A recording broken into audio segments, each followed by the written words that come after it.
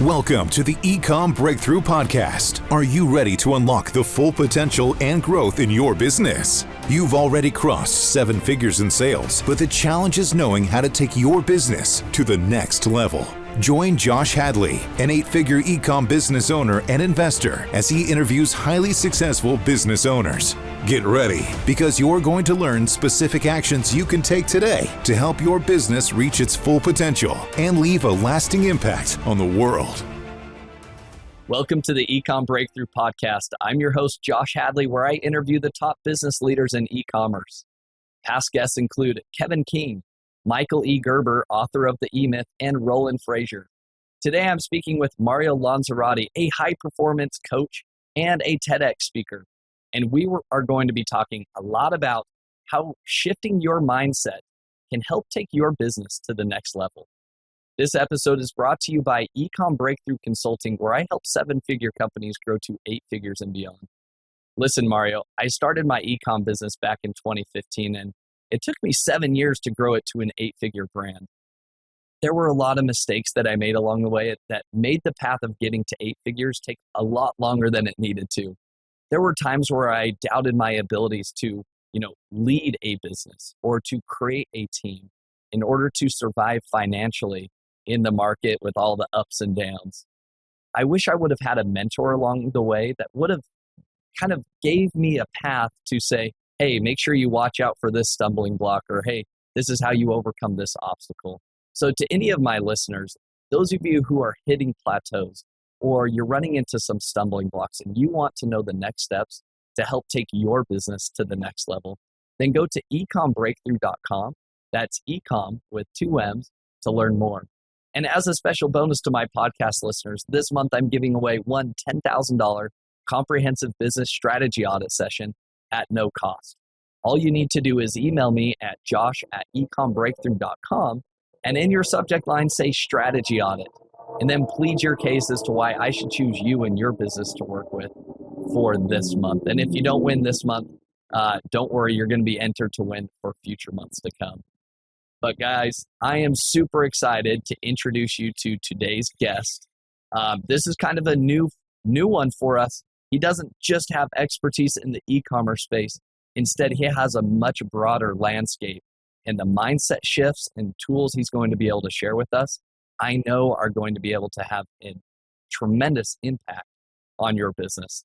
Today, I'm excited to introduce you to Mario Lanzarotti, a high-performance coach, a TEDx speaker with over 1 million views, and a conscious leader.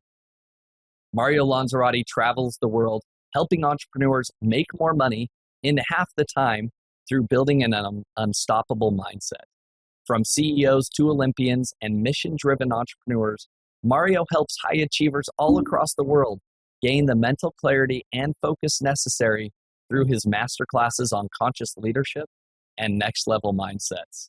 So with that introduction, welcome to the show, Mario. Josh, thank you so much for having me on the show. I'm really excited, and I think you and I were going to have a powerful conversation filled with lots of value for your listeners. Well, Mario, I'm super excited to be speaking with you. Selfishly, I know I'm going to be getting a lot of value in just how do I shift my own mindset, and how do I, up-level my business in half the time, right? And Mario, I want to first dive in with the cool fact about yourself that, you are a TEDx speaker with over 1 million views. Number one, they don't just take anybody to become a TEDx speaker. That's number one. But then number two, not every TEDx speaker has over 1 million views. So Mario, tell me more about that. Like, how did you get selected as a TEDx speaker, and how did your speech go viral? Yeah. Thank you, Josh, for that question. And I think it's an interesting story because, one of the principles that I like to share with my clients that really have helped me create quantum growth in my life and also for my clients is this very principle that I call who before what. So a lot of times when we have new ideas, when we have new dreams, big dreams, and things that we want to double the revenue, we want to create a new business, we ask ourselves unconsciously or consciously, Well, how do I even do that? Right? You might have not done something that's completely new to you. So you go into research mode. You go online, you buy a book, you listen to a podcast, you watch a video, right? And that's all great. But oftentimes what happens is it costs you way more time and way more energy, which then leads to way more money. So what I did is I am part of a network, which is called the Bellwether Alliance, where the objective of the organization is to help its members create generational wealth for the purpose of generational impact. And so in that network, I connected with a gentleman called Reggie Walker. He's an ex-NFL football pro, and we hit it off. We had a great conversation. And at the end of the conversation, he asked me, "Hey, man, what can I do for you?" And I said, "Well, do you know any bigger podcasts or platforms where I can share my message of helping people free themselves from the thoughts and feelings that are holding them back?" And he tells me, "How about a TEDx talk?" And I thought, Josh, he's kidding, right? I've never met this guy before. We had a great connection, but I thought he's just, positioning me to then tell me, "Oh, it's just $20,000 for you." And I'm in my mind, I'm like, that's probably worth it. So I said, "Well, that would be a dream." And I said, "Where's the catch? How much is it?" And he's like, "Nothing. For you, you have a great message. I want you to be on board." And I was like, "Are you serious?" And he was like, "Yes." So that was it. One conversation. I was on board. And, for me, when it comes to sharing my message, I had a conversation with myself because I looked at a few TEDx talks. And one of the things that I noticed is that a lot of entrepreneurs that use TEDx talks, they use it as sort of a soft pitch and they talk about their business. And I was like, I already feel turned off by messages like these. I don't want that. I want to create a message that comes from the heart, that speaks to people so that they can take what I share and apply it to their life. And so I let go of the idea of selling anything. I simply wanted to serve. And so that alone shifted the way that I positioned my speech. And then what I did is I simply, before the speech went live, I asked people, once the speech goes live, if you like it, can you share it? And because one of the principles that I just mentioned is so powerful, is like serving over selling, I've made a big difference in a lot of people's lives because it's part of my human nature. I believe in helping each other is supposed to be the priority and not doing it from a place, if I help Josh, he's going to make an intro and then I'm going to get something out of that. No, I just want to help Josh because that's who I am, is my nature. And well, when the talk went live, people started sharing it like wildfire and it just exploded. And now in like 10 months, it's over 1 million views. I haven't used any ads, no agency, and it continues to open doors for me. That's incredible. There's a couple things that I take out of your story that applies directly to e-commerce entrepreneurs as they try to grow their business. Number one, you talked about the who, not how, right? And I think that is so important. A lot of us go to these e-commerce or Amazon conferences to learn about the latest hacks or strategies that are going to like really propel our business forward to make more money, to make more sales. And really what we should be focused on, if you want to take your business to 8 figures and beyond, is all about establishing a team of people with amazing superpowers, right? You bring in somebody that knows external marketing, right? One of the things that we always talk about in the e-commerce space is like, hey, how do we drive external traffic to Amazon that can convert? Guess what? There's already experts that do that. So bring in an affiliate manager that already knows how to work with influencers, that already has that network, and you're going to get there probably 10 times faster than somebody that's saying, hey, I'm going to learn this and do this myself, because number one, your time is very valuable, and now you're investing it in something you're not an expert in, and it's going to slow you down as well. So I think that's kind of lesson number one that I pick out for our e-commerce audience. But lesson number two is you mentioned serving before you're selling.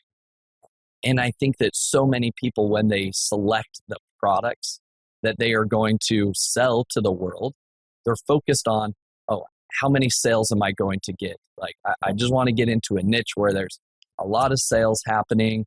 I don't really care what the product is. I just want to make money. And if you are establishing a brand that is going to scale to 8 figures and beyond, you need to serve somebody's needs first and foremost. Because if you identify your audience and then you tweak your product to actually cater to the needs of those customers and that audience better than the existing competition, that is where your business is going to grow exponentially. And again, that shift in mindset is you got to stop creating Me Too products. Just because you see somebody doing XYZ doesn't mean it's the right thing.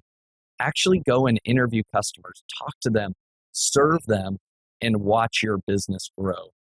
At the end of the day, that's what business is all about, is serving others. And so those are very, very basic, like business 101 strategies, but I think all of us overlook those from time to time. Yeah. If you think about it, Josh, what you said is brilliant, because scaling businesses really isn't about doing any sort of complex individual tasks. It's not like you got to figure out the magic formula that will get you up Mount Everest. No, it's like the consistent training, the consistent showing up, building the relationships with your customers, developing a service or a product that is on a level of excellency. That requires you to do research, to talk to people, to get feedback from your clients, to then tweak and make improvements, right? It's the consistency in showing up that will do these things for you. But we don't do that, right? And that's my job as a high performance coach. It's to really help you do the things consistently that you know are going to lead to the kind of results that you want in your business. And relationships is really where the magic is at. And, if I can speak into one of my recent examples with one of my clients, so he runs a big email marketing agency. And when I joined, the business was tanking. It wasn't working out. And so I asked him, why do you think that is? And so the first thing he told me is like, people are not doing their job. People are not doing the kind of action that he's asking them to. And I was like, okay, this looks pretty clear to me. It's like you're surrounding yourself with C or B players when you want to be an A player. And this is something that I see a lot. And this comes from two places that I see with business owners. Number one, it's this thing that we call the pleaser, right? This archetype of the pleaser. And it's very common in entrepreneurs because it's very much in alignment with being a serving type of persona. If you have a nature of serving other people, there's a good chance that you also have these pleasing patterns. And what happens is in the beginning of your journey of entrepreneurship, it's really helpful because you help a lot of people. People are like, oh, wow, you helped me. I'll help you. I'll make an introduction. So it's really great. But as you get higher and higher up the ladder, you keep that mindset of I'm going to put other people's priorities before mine. Guess what? When a B player shows up, hey, Josh, can you help me out with the job? And you're like, yeah, it's okay. I'll give you a chance, And then you do it once, no problem. But you do it twice, you do it 3 times, 4 times. Now you got to deal with somebody that isn't on the level that you need. Now you got to go in and clean up the house. Now you got to fix the problems that the person was supposed to be doing. So what I did with my clients is we cleaned up. We said, you need A players. So he started hiring A players left and right. And then the next thing that you see with entrepreneurs that prevents this step is control. A lot of entrepreneurs are so attached to being in control and they pride themselves. But the thing is, if you're focused on being in control, you're also focused on keeping things the way they've always been, which means you prevent innovation, which means you prevent new insights, which means you are stuck in the kind of position that you're always at. But the idea is, and this is the law of the architect, you as the business owner are supposed to be removing yourself more and more and more until essentially you become redundant.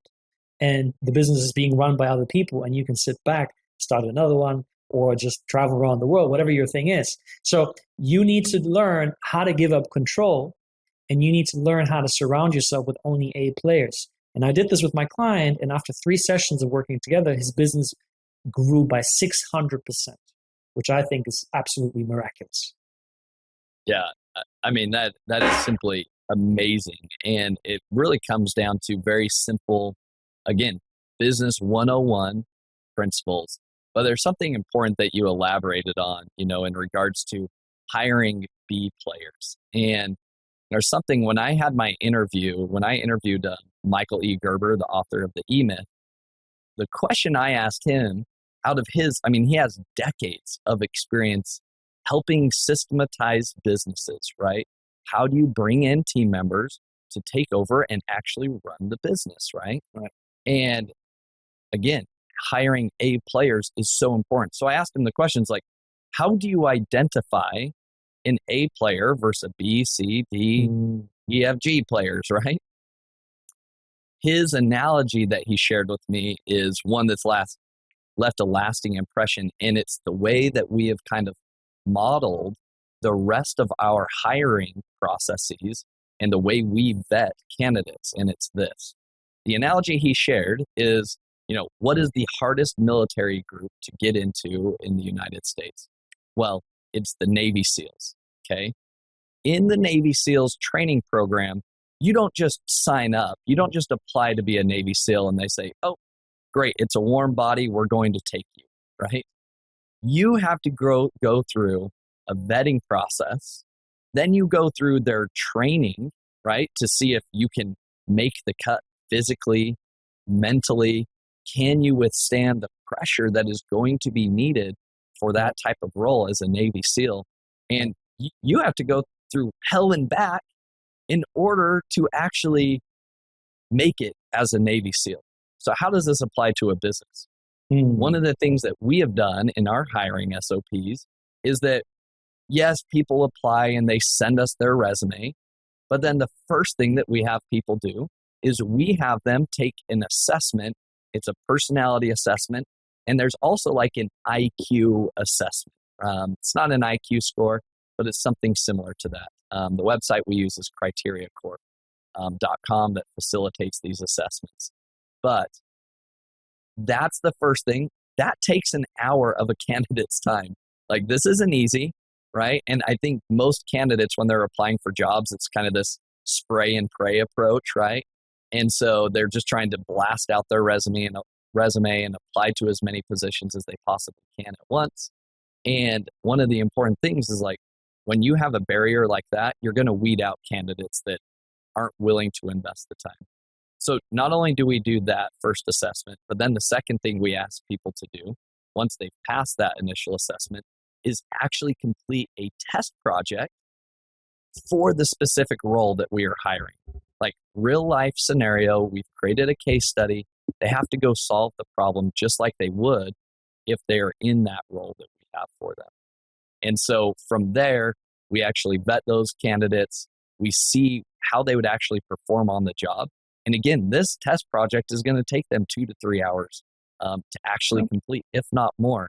And at the end of the day, we have seen a strong correlation with how they perform on that test project is in direct correlation with how they perform on the job.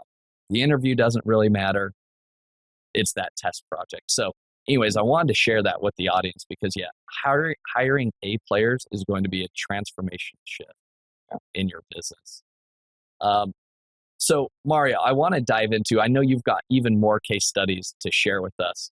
I want to hear more from you. Like, our audience are 7-figure e-commerce business owners that want to scale to 8 figures and beyond.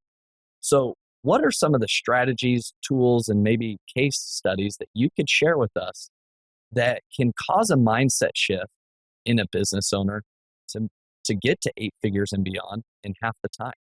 Yeah, that's a great question. And what I would look at if I was a business owner at a 7-figure level is, you already know the business practices and the typical habits that you need to follow to scale up your business, because you are at a very high level of success that most entrepreneurs aren't or might not even get to. So at that point, it becomes really, really important for you to be crystal clear over what are the actions that you need to take in your business to grow. And that might be, you need to hire, like we just mentioned, the kind of team we're made up of A players. But what's more important is you need to have very strong boundaries, because the tendency in a business, especially at a 7-figure level, is that the whole company looks at you as the leader of the business for direction and for guidance and for advice.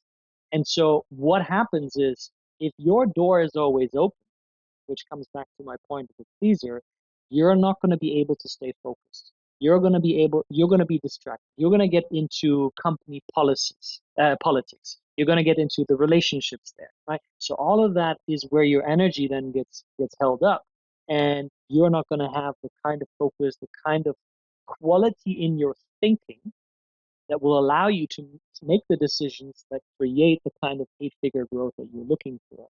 And oftentimes at that level, it's not even, the growth doesn't even happen per se on a mindset basis in the business, but it happens in your personal life. Because you might have experienced this yourself, Josh, but the higher you grow, the higher you go the ladder of success, it's what? The thinner the air becomes and the more lonely it gets. And so what I often see, especially in men, is that they build up so much stress around this persona of who they are, and they pride themselves of being the problem fixer and the provider for everyone in their life, that they forget that they themselves are also a human being that has needs and desires. And so one of the things for business owners that I highly recommend is to have an intimate circle of people that you trust, where you can be vulnerable, where you can open up, where you can say, hey, on the front, it looks great. I got the house, I got the yacht, I got the kids, I got all of the things that I've ever wanted. But on the inside, there's something missing, and I'm not quite sure what it is. So you need to take care of your inner well-being, because if you don't, you're lacking the kind of mental and emotional capacity to consistently make the decisions in your business that are required to get to an 8-figure level. That's fascinating. I think that personal aspect is so important. I love what you shared in terms of, to take your business to the next level, you have to be making really difficult decisions and strategic decisions for your business, not living in the day-to-day grind of your business, so to speak. And what I love is if you focus on yourself first and cleaning up your own personal life is going to make being able to make those strategic decisions easier. So Mario, I'm curious, as you work with your clients, what are some of those tools or, use cases of how do they clean up their personal life so that they can show up, have that clarity of thought, be confident in how they're moving forward, and again, release control, stop being the pleaser, and allow other team members to grow alongside them? All right. Yeah. So that's a great question. And one of the best ways to approach this is to look at the law of open cycles. And if I can ask you, Josh, right now, if you look at your computer browsers, how many tabs do you have open? Right now, fortunately, only 3, because before I ever hit record on the podcast, I have to restart my computer. But if you asked me this question before I had to restart my computer, probably 20, 25 on any given moment. Beautiful. So that gives me a clue over how your mind is working. Because if you look at a computer browser, the more tabs you have open, the more of the computing processing power is being used for all of those unique different tabs, right? Which means the entire power of the computing processing power isn't really used at its optimum level. If you look at the mind works in a similar fashion, where we don't have any open tabs, but we have open cycles. So what that means is, for a business owner, you have, for example, things that you have given your word to, things that you have committed to. And this goes back to being people that love helping other people. What we do is we often say things like, oh yeah, I got you. I'll help you out. Sure, I'll do that. And in hindsight, you think, is that really the best use of my time? And now you have a little conflict with yourself. And then you're like, yeah, I'll do it tomorrow. And you're like, but I got a big project. I'll do it next week. And so you keep delaying your word, and you do that over and over again. And guess what? In the back of your mind, what's working is, hey man, you haven't completed your task. You haven't done what you said you were going to do. So that continues to work. And you can find open cycles also with yourself. Start of the new year. This year, I want to quit drinking, and I'm going to get fit, and I'm going to work out 4 days a week, and I'm going to stop meditating, and I'm going to do X, Y, and Z. First month, January, everything looking great. February, okay, 90%. March, everything starts to fall apart. So in your mind, because you haven't closed the cycle, what happens is that's still running. Oh man, you said you were going to do four workouts per week, but you're only doing one. What's going on there?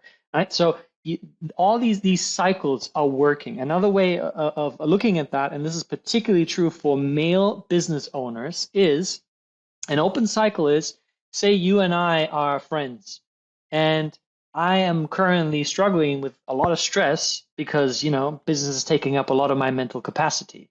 And then you and I meet and you ask me, hey, Mario, how are you doing? How are things? And I'm like, yeah, a little stressful, but, it's all good. I got to figure it out. It's one of those things. But on the inside, you're feeling overwhelmed. You're feeling stuck. You're feeling angry at yourself. And you might even be experiencing symptoms of burnout. But you don't say those things. So you keep it in the back of your own mind. So you have another open cycle. So the typical business owner runs around with a plethora of open cycles at any given moment, which means they cannot focus, which now means they revert to distractions to avoid the discomfort that comes with I'm not doing what I'm supposed to be doing.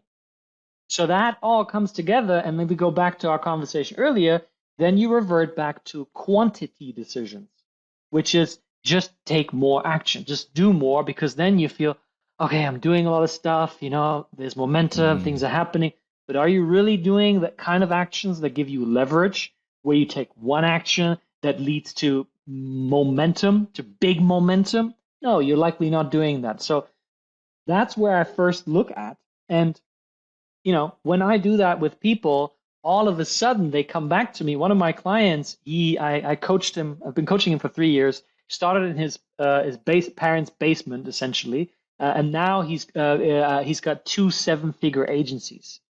Wow. And one of the things for him was an open cycle related to not communicating his feelings and also not really communicating what he wants, especially when it comes to finances. So in his example, he would often text financial conversations via Slack because he felt more comfortable, but he wouldn't do it in person. So they would have a meeting about important steps in the business, and he would just not address it. And then later on, he would text it, and that would create so much confusion, so much time, because sometimes days or weeks go by. And then there's a sense of resentment that you're harboring towards your partners because you're like, I said we're going to do 20%, but actually I'm not happy with 20%. I want 40%. And so you're carrying that resentment. And so what happens is there is a lack of trust in that relationship. And whenever there's a lack of trust in any relationship in your business, guess what? Performance suffers, because you cannot perform at your best if 2 people or more are not trusting each other. In fact, if you look at Google is one of the most ravingly successful companies of all time. They did a study along all their compartments and departments of teams, and they looked at what is it that makes teams perform at the highest level. And they looked at different factors, and the one factor that they found that supersedes all other factors was psychological safety. Now, what the heck is psychological safety? What does that even mean? What it means is that people are comfortable to be who they really are with other people. And think about how important that is, Josh. 7-figure entrepreneurs are likely to have a team, and they are likely people that have brilliant ideas that can save you time, money, and energy. Yeah. But oftentimes, those people will not speak up. They're afraid. They're afraid to be themselves. And so with my client, that's what we did. And again, as I said, with that process, he scaled to multiple 7 figures, and now he's going further. And guess what? He's a true leader now. He embraces what he feels, he communicates it, and so he doesn't create conflict, and he moves through stuff fast. Makes a lot of sense. So, Mario, my follow-up question to dive deeper on this kind of like root issue is, number one, what is your advice as it relates to identifying these open cycles that may be living in an entrepreneur's life that is preventing them from showing up as their best self, to be on top of their game, and, ultimately leading them to a life of just kind of being distracted and not realizing their full potential? Yeah, great question. So what I would do, I would look at myself and I would ask myself the question, what have I said yes to that if I'm really honest, I don't want to be doing? That's the first question. You ask that question, you're going to get a lot of opportunities for you to clean up and say, you know what, I don't want to be doing this anymore. That's the first one. Another big one is ask yourself the question, what is it that I'm doing because I think I should, but if I'm really honest, I don't want to be doing? That will open so many conversations for you. And this one is particularly important because anytime you are approaching anything in your life from a place of I should, you are coming from a place of guilt and shame. Reason being, the fact of the matter is you're not doing it. But now your mind is telling you I should be doing it. So now you are evoking shame and guilt from yourself. And some people might say, well, that's great because with shame and guilt, that's going to move me into action, right? And I will say, yeah, yes, there's some truth to that. But the problem with this kind of way to pushing yourself into action is it's extremely unsustainable. You know, you're relying on willpower. So you have these, what you find is you have these high highs and low lows, but you don't have the middle way. And on top of what I see a lot happening at the moment is a lot of entrepreneurs are quite numb. They don't really feel anything anymore because they've been punching themselves so much into action. And so also another thing that's really, really important to know when it comes to human behavior is whenever you're using shame and guilt, your state, your mental and emotional state goes into a fight or flight state. So now your mind is panicking and it's looking for safety. It's looking for a way to get you back into that feeling of everything's under control. And there's nothing more that gives people that feeling than the past, because the past is predictable. Past, they've lived it, and it'll happen again. I can predict it. So what happens if you shame yourself into I should be doing this is your mind will revert back to old patterns. So you repeat the same story over and over again, which means no innovation, no quality decisions, no quantum growth. And so those are the two places. If you just start there, you're going to get a lot to work with, and that will help you to shed some of that extra baggage that you're holding on to for extreme focus and clarity and that sense of inner peace that so many people want. Yeah, I love that. Those are some great questions to ask. Now, I want to dive even deeper here. So let's say we've identified what those open cycles are in our life. How do we close them? Great question. So first things first, if you want to change any behavior in your life, whatever it is, business related, personal related, smoking, watching porn, drinking, overeating, doesn't matter what it is, the first step always is awareness. By awareness, I mean you need to become aware of what is playing in your subconscious mind. So, I'll give you an example. If you find yourself getting distracted, maybe you check social media, you check your favorite blog articles, you watch the news, you listen to the radio, whatever you do, whatever your thing is, right? If you want to stop the distraction, you need to take a look at what leads to the distraction, because there's a mental conversation taking place. The conversation might be like, this is difficult, this is annoying, this is a waste of time. I mean, why am I even doing this? Great. Now you have a clue. Then, and you want to be the detective, right? You want to be the detective of your own inner world. Then you go to, okay, how does that make me feel? If I tell myself it's a waste of time, what is the feeling that comes up? Okay, there's a feeling of frustration. There's a feeling of anxiousness because I'm like, oh, I might be wasting time here. I'm missing out on doing something better. Great. Okay, now you go into the body. Okay, where do I feel that in my body? If it's anxiety usually lives in the chest area. You go into the sensation. You're like, how does it feel? Okay, it feels good. It's draining. Okay, it feels heavy. It feels, there's like a vibrating sensation. You want to label it without giving it meaning. You don't want to say, oh, it's bad. Oh, I shouldn't be. No, it's just what it is. Once you have those 3 steps, then you go into the next one. Then you go into what I call being able to make a conscious decision. Because normally at that point, what happens is, at that point of your behavior, you feel that sensation. Now your body just wants one thing. It wants to run away from it. So it grabs the phone. So it grabs the donut or the sugar drink, whatever. At that point, you have an option by doing two things.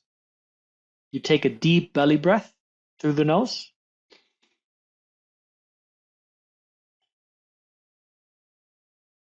You'd be surprised what a single deep breath can do for you. So as you do that, you take about 3, 4, 5 breaths. You notice how your body starts to calm down. As your body starts to calm down, you revisit the situation and you ask yourself, do I feel confident and safe enough to proceed with the behavior that I want? Or do I need more time to rest? Because option number 2 is quite relevant for many entrepreneurs because they're constantly burned out and they actually need more rest. So if you follow those steps, listen to the conversation in the mind. How does it make you feel? Check in where it is in the body. Take 3 to 5 deep breaths. Then come and make a conscious decision to either proceed or to rest. If you follow that chain of events, I promise you, Josh, you're going to make quantum leaps forward in your life as a leader and on the bottom line of your business. I think that is so impactful. And Mario, I'm going to be vulnerable here with the audience, and I want you to kind of break things down for myself because I see this as something that's even reoccurring for myself. Yeah. And I love the actionable strategies that you just provided everybody to close those open cycles. And I'll use my use case as one that we could dive into as a case study, so to speak. Beautiful. So whenever I'm leading the business and there's somebody comes to me with a question, or I need to create an SOP, or I need to make a difficult decision, right? What I have noticed is when I'm not 100% clear exactly what the next step should be, I know it's going to require some extra effort for me to either learn something new or to really think, strategically to make sure I'm making the right decision. Yeah. I immediately kind of go to my phone, or I've got numerous tabs on my computer and I go check my sales on Amazon. Okay, how are things looking? Oh, well, yeah. How's my advertising performance going today? How much are we spending? Right? Like just little things of like little dopamine kicks, right? Because I've got this obstacle that's now facing me. I know what I need to do.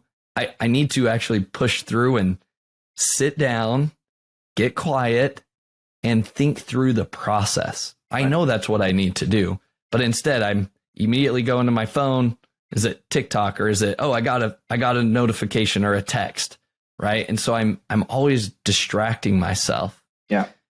What's your recommendation? Again, I think that process is something I need to actually implement, but any other advice or recommendation you would provide? Because I feel like entrepreneurs are constantly making decision after decision, and you can get burnt out. And when you face really big decisions you have to make, that's where I think most people turn to those bad habits. Yeah. Great question. And also, before we go into that, Josh, I really want to acknowledge you because you having a well-known podcast with people that are listening to this, you have a reputation, and you deciding to open up about this, I think just shows that you're a powerful leader. And I really respect that. I don't think that's just something that's normal that everybody does. So that's first, that's number one. And number two is, so you need to first understand the nature of distractions, right? Most people look at a distraction from a place of like, oh man, I'm distracting myself. I shouldn't be doing that. That's stupid. Why am I doing that? So my first question is to you is like, how do you feel about the fact that you are, in your own words, distracting yourself? Yeah, I think I always kick myself in the rear. I'm like, why? I just wasted 10 minutes, right? And so it's more of this, why do I keep wasting my time? I know better, so to speak, right? Yeah.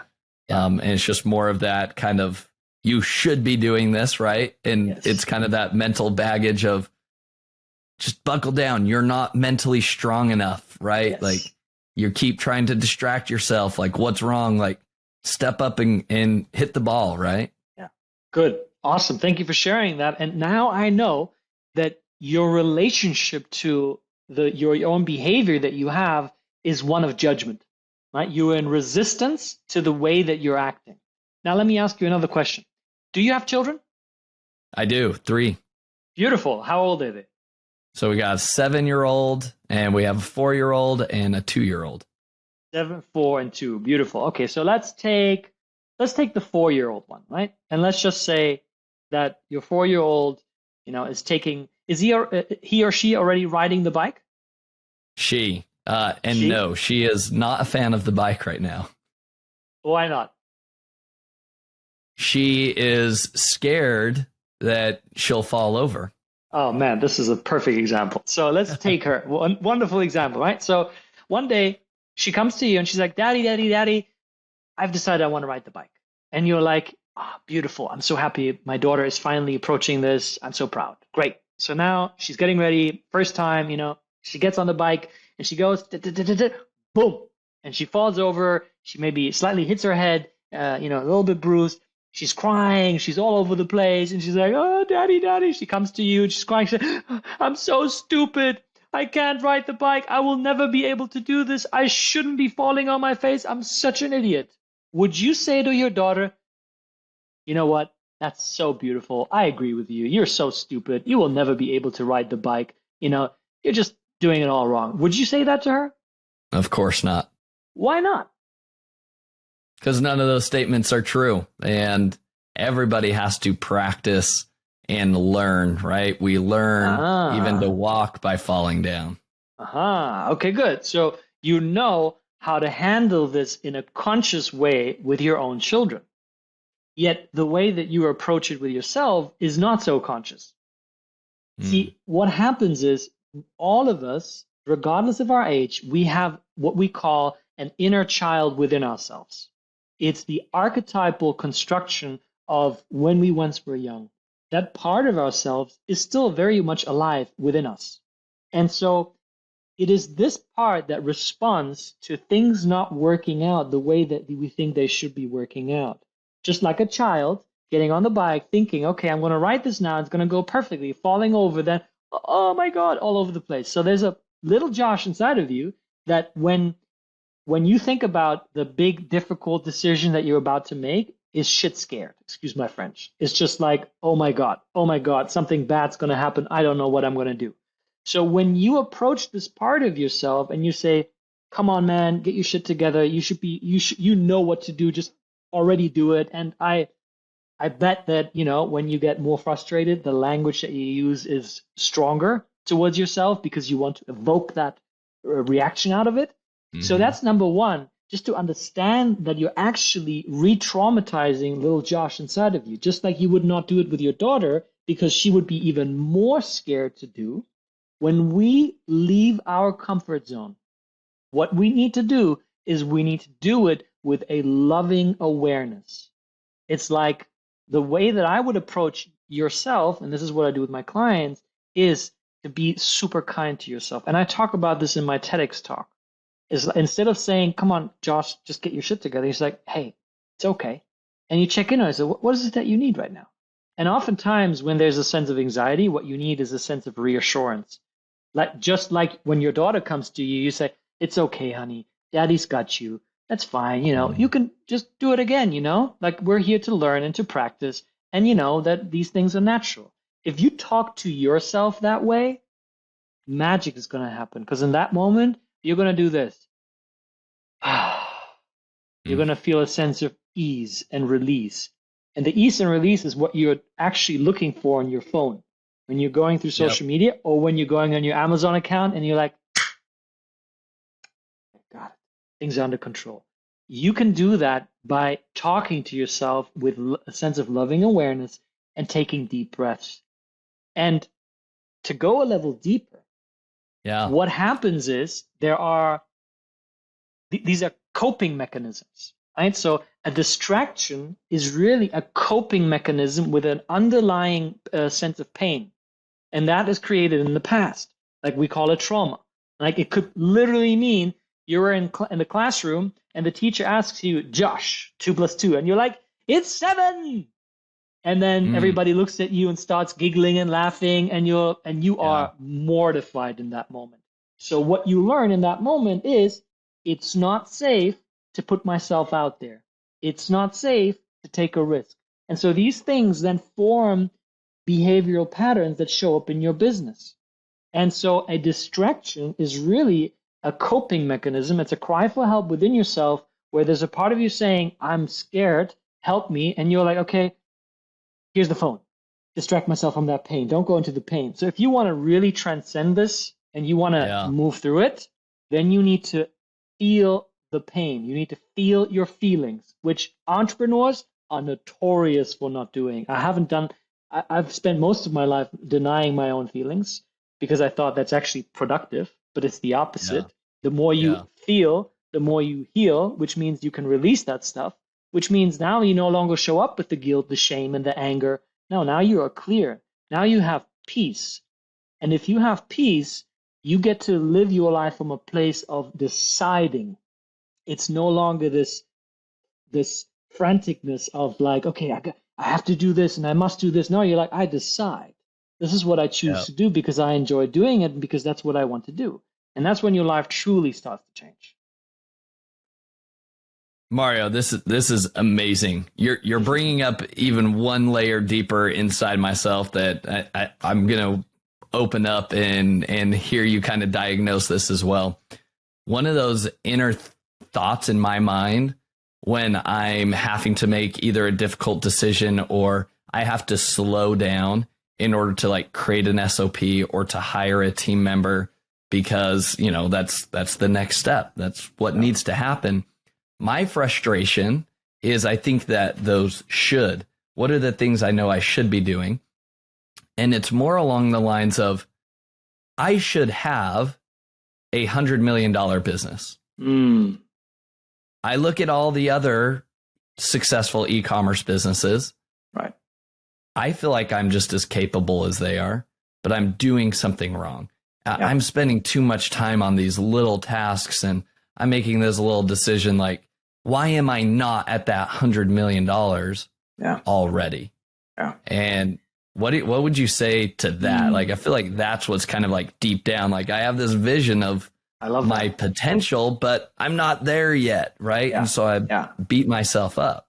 Yeah. This is a classical one. And again, I want to honor you for stepping one step further out. And I think a lot of your listeners will resonate with that because they look at where they are and then they tell themselves, I'm not where I'm supposed to be. There's so much inside of me that can be brought out. And, you know, it's true. There is so much more inside of you that can be brought out. But the reason it's not already out is because actually you do not want the 100 million. Because if you have the 100 million, you know that there's something that's going to increase. Often in a mental perspective, the amount of problems will increase, right? That's why they say, Biggie made the song, more money, more problems, more responsibility, more being on your own because, you know, you climb the mountain even higher. And so less people to relate to. If you're the 100 million guy, maybe in your family, you're the only one. And so nobody really truly knows how Josh feels when Josh is by himself. And so all of that is what I call a self-sabotaging mechanism, where you tell yourself consciously, yep, I want the $100 million business, but unconsciously, you are scared of that. Because here's the thing, what a self-sabotaging mechanism is. It's your conscious mind working against your unconscious mind. And if you ever seen the picture of the iceberg, where, you know, you see the tiny peak above the water and the huge body underneath, your unconscious mind makes up about 95% of everything. So if you are like, yes, I want that $100 million business, your unconscious might go, no, bro, no, not going to happen. That's way too much. So first of all, I would have you look at the reality of the way that you're showing up and divorce this idea that what you want is the $100 million business. Because if your behavior shows the opposite, what you really want is you want to stay safe. You want to stay in control. You want to stay in your comfort zone. And there's nothing wrong with that. That's the first realization that I would bring in. And then second is to look at what is it that's missing for you. If you truly want to get to that $100 million level, there are certain needs that you have that are currently not being fulfilled. It might be more of a support system. It might be someone like a coach or a mentor in your corner. It might be a place where Josh can just go into and just be Josh and just drop all of the accolades of I'm the successful man, I've built this, and I just drop all of that. I just want to be Josh, and I don't want to be judged for being Josh. Maybe it's that, right? Or maybe it's having a partner to grow this business with you, right? There are some unmet needs that you have that essentially get triggered with the idea of going up even higher. And so those needs are calling for you to fill them up. And as you do that, it'll be much more effortless to go to the $100 million level. I love that. Mario, this has been a great session, even for myself. But I hope that it's been applicable for the listeners, because I feel like these are some things that, I have internally that I feel like I'm probably not alone. Mario, are there any other case studies that you would like to share with the audience of ways that they could unlock, some of their mindset shifts to help them grow faster? Yeah. So another now a dear brother of mine, he's a previous client. He ran. He's actually the one running the e-commerce company. So he's a serial entrepreneur. Is an investor in real estate and runs an e-commerce business out of New Jersey. And so when we started to work together, he was very much struggling to trust himself. And when I say struggling to trust himself, what I mean is there's a lack of confidence. He was pretty much all over the place. He was the kind of guy that just does it all by himself, the lone wolf syndrome, not having the team to rely upon. And he wanted all of that, right? He told me. And what we discovered was that he was operating from a scarcity mindset. A scarcity mindset is a mindset that relies on two beliefs. I'm not enough, and there's not enough. So there's not enough money, there's not enough clients, there's not enough business opportunities. And you can see it in recessions. This flames up massively in people where they go into hibernation, where they go into saving, withdrawing. And if you look at the history of recessions, many of the most fundamental companies that are Fortune 500 today have been created in a recession. So something tells me that, there are huge opportunities. So he was operating from a scarcity mentality, which meant that he was more risk avoidant. And so what I did with him was one shift. I helped him tap into an abundance mindset.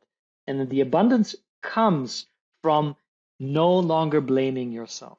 And this is a huge thing for entrepreneurs. And we talked about this earlier because it's so ingrained in people's idea of how you create forward momentum. I just got to be the ox, just keep going, just work harder, just do more.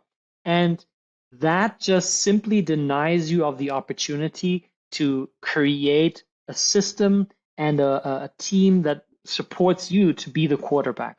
And for him, we did the shift. And what I did with him was I understood that he was holding on to a past investment that he made, a six-figure investment that he made that didn't go well. Essentially, he got scammed. And he would tell me, he's like, dude, I knew something was off, but I didn't listen to myself. I was too greedy. And so I said, I understand that's what you did, but how do you feel about that today? And he still beat himself up for it, which meant he was avoidant to invest more money into bringing on bigger teams. So what I helped him do was to forgive himself and to let go of what happened in the past. And the moment he did it, I guided him through a certain meditation that I do with my clients one-on-one.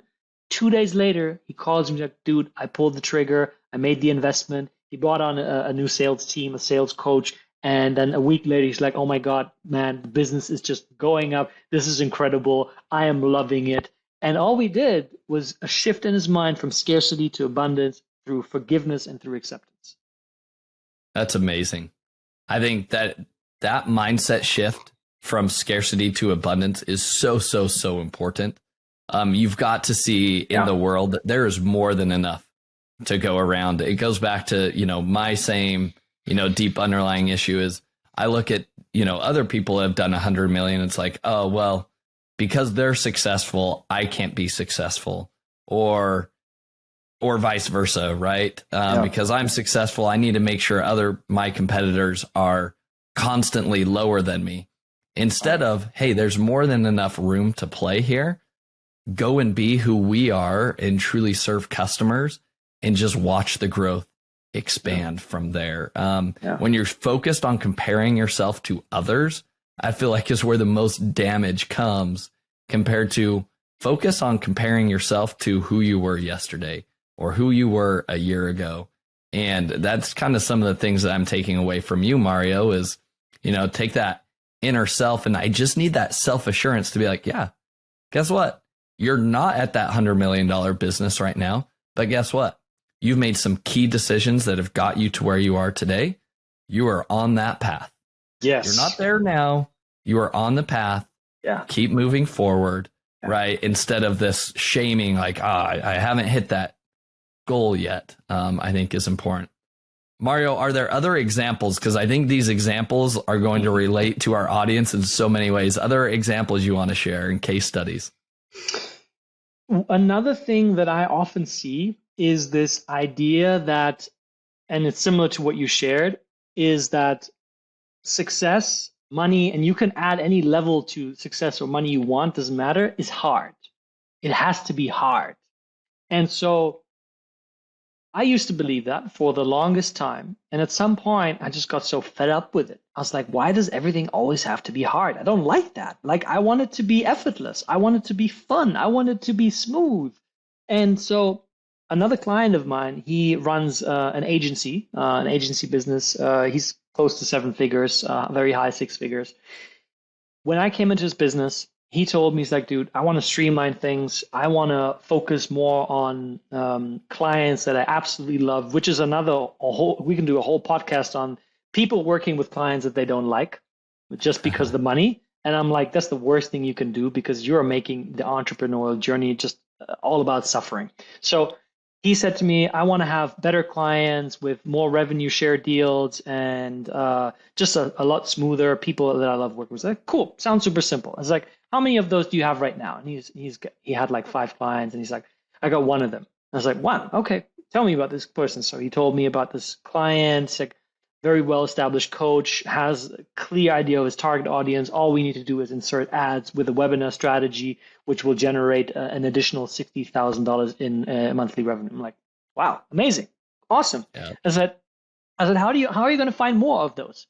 And he's like, oh man, I don't know, it's hard. And I could see his mind going down. I was like, are you ready for a breathtaking idea that's going to land you new clients like this? And he's like, tell me. I was like, have you considered reaching out to your client and asking them to introduce you to 2 other clients?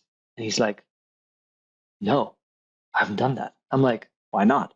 And he thinks, oh, because it would be too easy. I'm just like, isn't that interesting?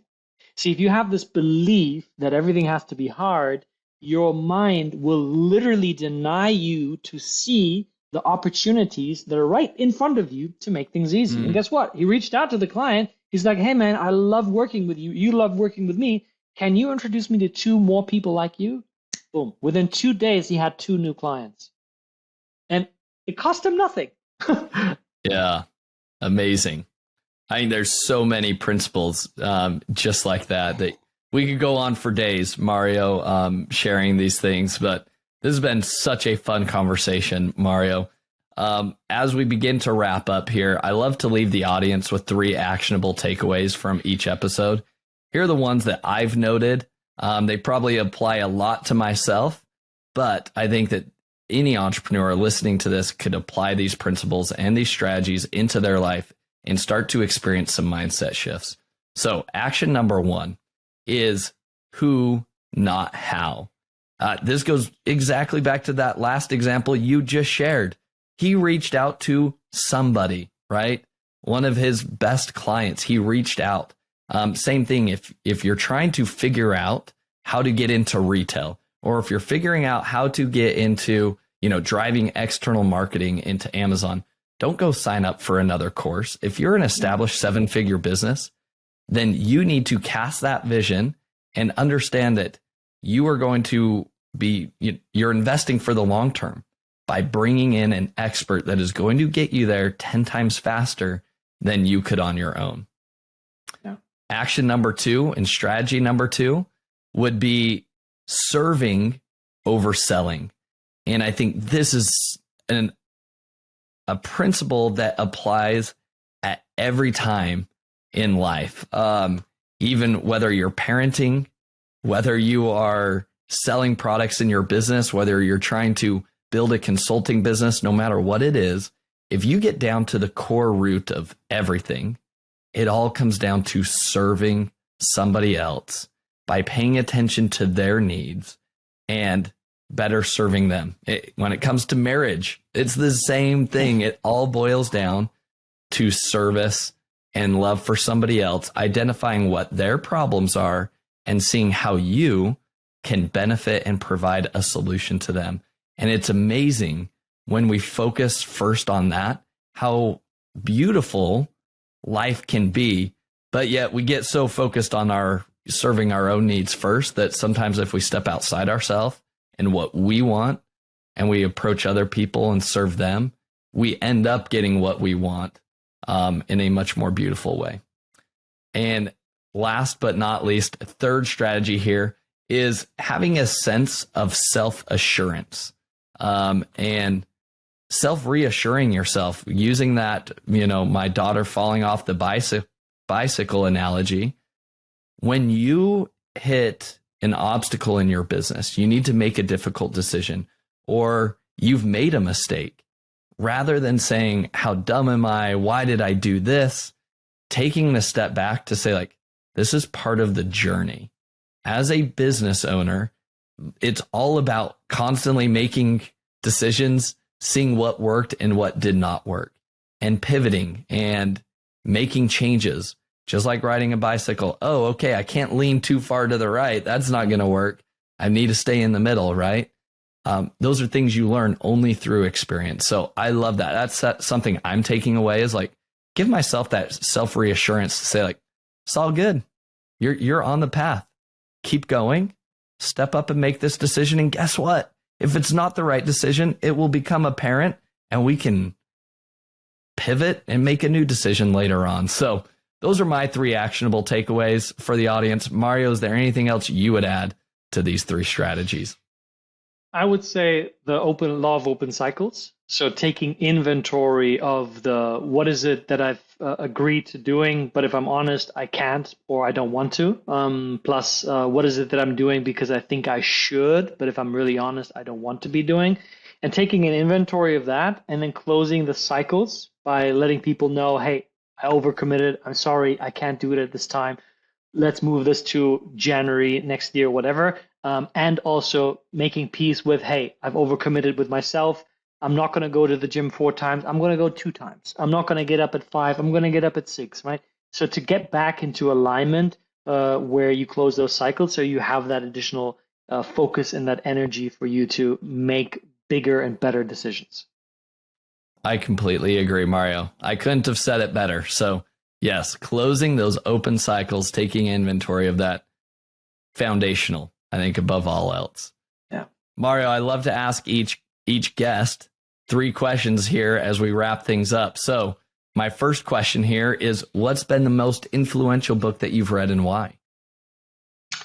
Great question. The book that comes to mind, and I'm sure there's many, many others that I'm not thinking about now, is The Power of Now by Eckhart Tolle. And the reason being, it really teaches you how to live in the present moment. And oftentimes what I find is people talk about present moment as if it's some sort of lofty spiritual kind of thing that you maybe do once you have generational wealth and you don't need to think about money anymore.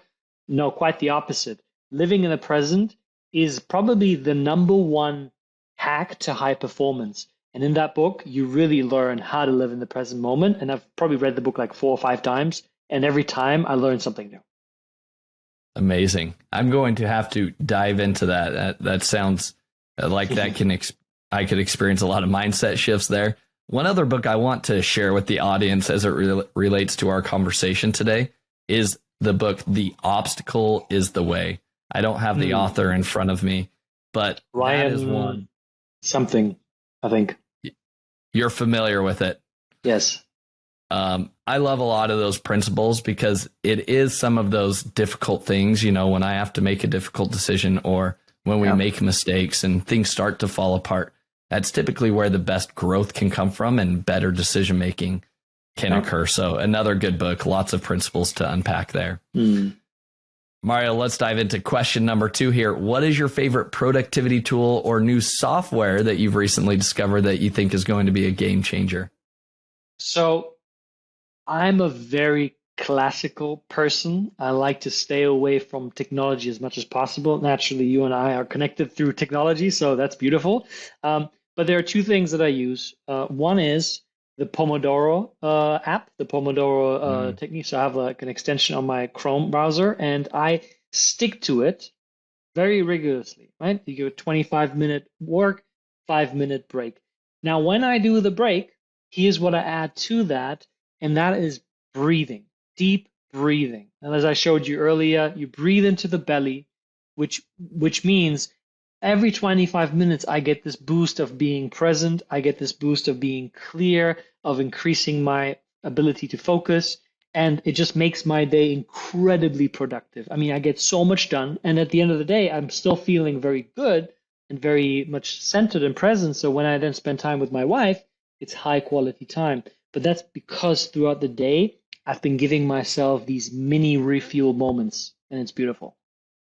That's amazing. I love that hack. That's probably one of the best hacks that somebody has shared in terms of productivity today. I think that the deep breathing, that's something I think I want to implement as well into my own routine. I love setting aside those time blocks for sure. I do my breathing and meditations in the morning, but incorporating that throughout the day, I see how that could be super powerful. So take note, and thanks for sharing that, Mario. Yeah. Last question here. Who is somebody that you admire or respect the most in the entrepreneurship space as a whole? And why should other people be following them? So the person that comes to mind is Alex Hormozi.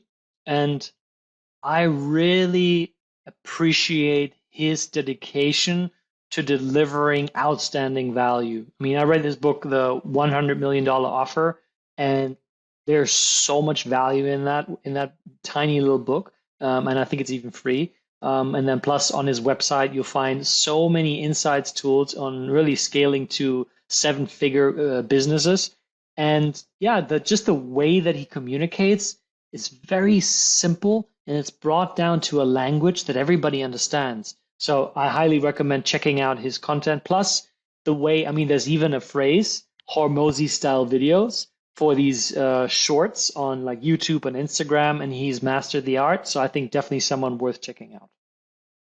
Totally agree. He is definitely one to follow. It drops a lot of knowledge bombs as it relates to business and different strategies people can implement. Yeah. Mario, this has been a very impactful conversation for myself as well as our listeners.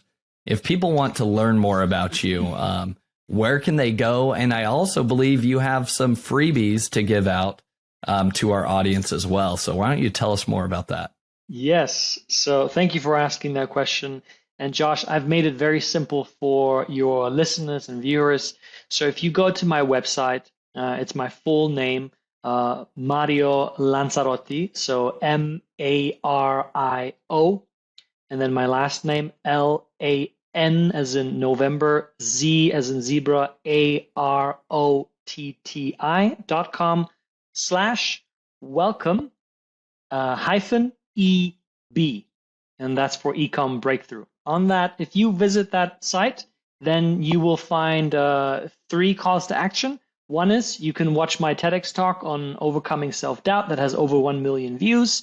The other one is that there is a free 30-minute training on how to make more money in half the time, where I share some of the tools and practices that I offered today. And that is really, doesn't matter what stage of the business you're at, these tools are universally applicable. And 3, if you would like to get in touch with me and maybe talk about coaching or just connect and share with me what you appreciated about the interview today, then you can also do that there. All my social media links are there. And I would love to hear from people what part of this conversation really resonated and how are they going to apply that. Awesome. Mario, thanks for putting that together for our audience. And I encourage our audience to go take advantage of what Mario's put together there, especially at least pay attention to the 30-minute free training of how to make more money in half the time. I mean, why not? Yes. So Mario, thank you so much for your time today. It was a pleasure having you on the show. Josh, thank you. You're a champion. I really enjoyed our conversation, and I look forward to listening to it. Thank you for listening. Visit ecombreakthrough.com for more information. If you've enjoyed today's episode, the best way you can show your appreciation is by clicking the subscribe button and quickly leaving a review. See you again next time.